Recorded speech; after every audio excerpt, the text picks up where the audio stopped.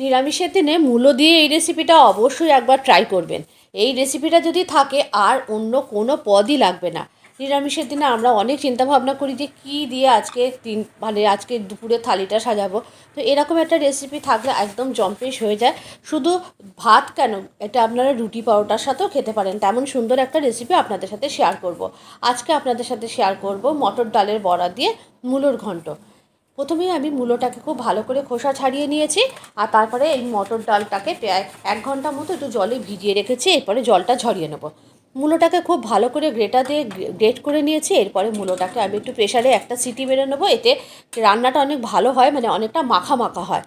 একদম জল দেবো না, একদম জল ছাড়া মূলোটাকে একটু সেদ্ধ করে নেবো। আর মূলোটা সেদ্ধ করার সময় দেখুন এর মধ্যে দিয়ে দিয়েছি 1 মুঠো কড়াইশুঁটি, আর দিয়ে দিয়েছি একটা টমেটো।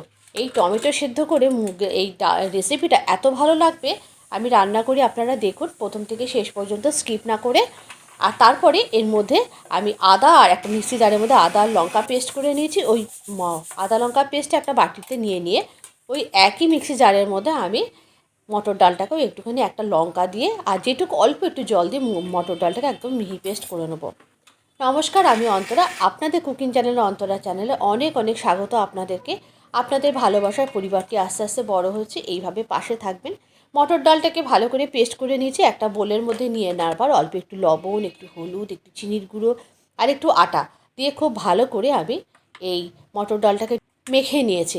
আমি এখন যে কোনো রান্নায় ময়দার ব্যবহারটা একেবারেই কমিয়ে দিয়েছি, আপনারাও কমিয়ে দেবেন। এরপরে গ্যাসের উপর একটা কড়া বসিয়ে দিয়েছি, বেশ কিছুটা পরিমাণ সরষের তেল দিয়েছি, আর ডুবো তেলে বড়াগুলোকে লাল লাল করে ভেজে তুলে নেব। এই বড়াগুলো দিয়ে কিন্তু গরম ভাতে সাথে অল্প একটু ঘি দিয়ে একটু লঙ্কা ভেজেও আপনারা 1 থালা ভাত খেয়ে নিতে পারেন। যদিও বড়াগুলোর মধ্যে বেশ ঝাল ঝাল আছে, বেশ বড় একটা লঙ্কা দিয়েছি, আর লঙ্কাগুলো ভীষণ ঝাল। এই বড়া দিয়েও ভাত খেতে খুব ভালো লাগে। বড়া দিয়ে আলু দিয়ে তরকারি করে খেতেও ভালো লাগে। বড়াগুলো লাল লাল করে ভেজে নেওয়ার পর কড়াইতে থাকা তেলের মধ্যে 2টো শুকনো লঙ্কা ফোড়ন দিয়েছি। ফোড়নটা হয়ে গেলে একটুখানি দিয়ে দিয়েছি গোটা কালো সর্ষে ফোড়ন, যে কোনো কালো বা সাদা যে কোনো সর্ষেই দিতে পারেন। আর তারপরে যে আদা লঙ্কা পেস্টটা করেছিলাম সেইটার মধ্যে দিয়ে দিয়েছি। আর দেখুন এদিকে টমেটোটা কি সুন্দর সেদ্ধ হয়ে গেছে। টমেটোটা এর মধ্যে দিয়ে একদম মাখো মাখো করে মাখিয়ে নিয়েছি, খুব ভালো করে একটুখানি কষিয়ে নিয়েছি। নেওয়ার পরই এর মধ্যে সেদ্ধ করে রাখা মূলোটা দিয়ে দিয়েছি।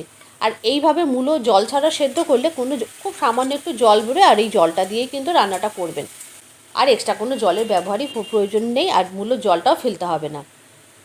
স্বাদ অনুযায়ী দিয়ে দিয়েছি অল্প একটু লবণ, দিয়ে দিয়েছি হলুদ, দিয়ে খুব ভালো করে এরপরে মূলোটাকে ভালো করে কষিয়ে মূলোর জলটাকে পুরো শুকিয়ে নিতে হবে।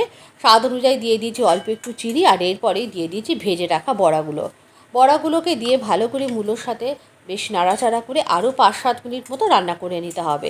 মিডিয়াম টু লো ফ্লেমে রান্না করবেন, দেখবেন জলটাও শুকিয়ে গেছে, বড়াগুলো বেশ ভালো মতো নরম হয়ে গেছে। একটুখানি ওপর থেকে দিয়ে দিয়েছি ভাজা মশলার গুঁড়ো। ভাজা মশলা বলতে এখানে আছে একটু মৌরি, একটু ধনে আর একটুখানি জিরে। ভালো করে শুকনো খোলায় একটু নেড়ে এটাকে পেস্ট গুঁড়ো করে রেখে দিয়েছি, অনেক কাজে লাগে। একটু গরম মশলা গুঁড়ো ছড়িয়ে দিয়েছি সবশেষে। আর একদম সবশেষে যেটা না হলেই নয় নিরামিষ থালিতে, সেটা হচ্ছে একটু ঘি দিয়ে একেবারে রান্নাটা কমপ্লিট করলাম। কেমন হয়েছে রেসিপিটা অবশ্যই কিন্তু জানাতে ভুলবেন না। একদম মাখো মাখো করে রান্না হয়ে গেছে। এরপরে প্লেটে সার্ভ করে নিয়েছি। বলুন তো, এরকম একটা রেসিপি থাকলে নিরামিষের দিনে কি আর কোনো কিছু চিন্তা লাগে? কেমন হয়েছে রেসিপিটা জানাতে ভুলবেন না। নিত্য নতুন রান্নার আপডেট পেতে অবশ্যই অন্তরার পেজের সাথে আপনারা যুক্ত থাকবেন। আপনাদের ভালোবাসার পরিবারটিকে আরও অনেক দূর এগিয়ে নিয়ে যেতে চাই। আজকের রেসিপিটা তাহলে এই পর্যন্ত। আবারও দেখা হবে পরবর্তী ভিডিওতে একটা নতুন কোনো রেসিপির সাথে।